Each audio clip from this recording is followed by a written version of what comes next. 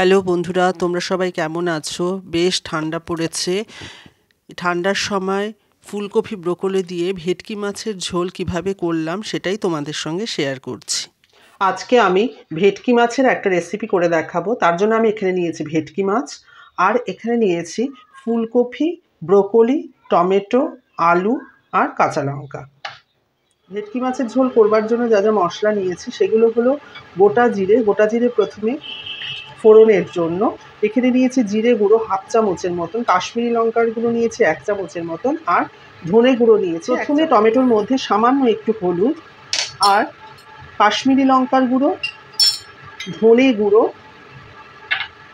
জিরা গুঁড়ো দিয়ে আমি জল দিয়ে এটাকে প্রথমে গুলে রেখে দেব। এটা কিছুক্ষণ সময়ের জন্য এটাকে রেখে দেব। প্রথমে ভেটকি মাছে নুন হলুদ মাখিয়ে রাখবো।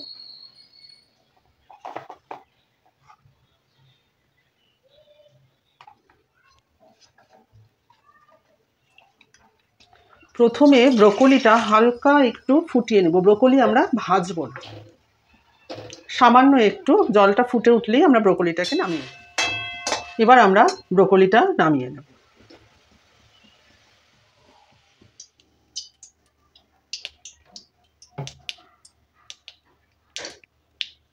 তেলটা গরম হয়ে এসছে, এবার আমরা একে একে মাছগুলো এতে দিয়ে দেব।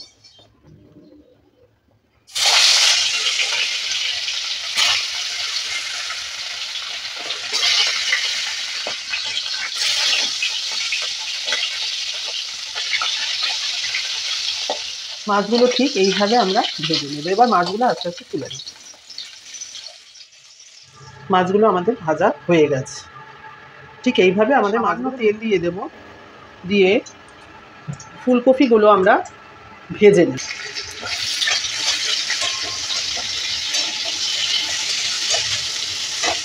কপিটা ঠিক এইভাবে ভেজে এবার আমরা কপিটা তুলে নেব।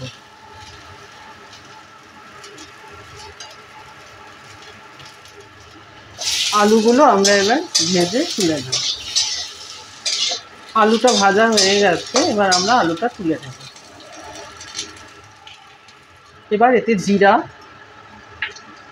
তেজপাতা ফোড়নে দিয়ে দিলাম। এবার মশলাটা যে গুলে রেখেছিলাম সেই মশলাটা এতে দিয়ে দেব।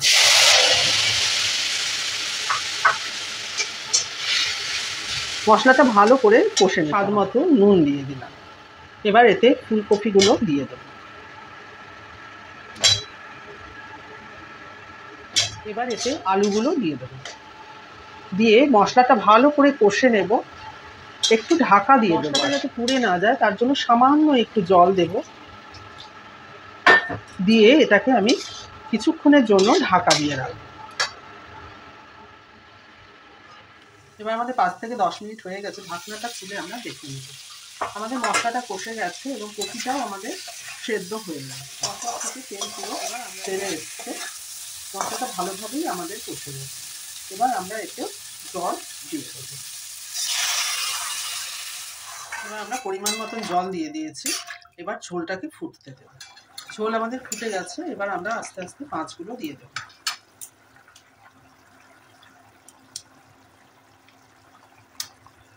এবার এতে ব্রোকলিগুলো দিয়ে দেবো। ব্রোকলিগুলো দিয়ে বেশিক্ষণ এটাকে আমরা ফোটাবো না।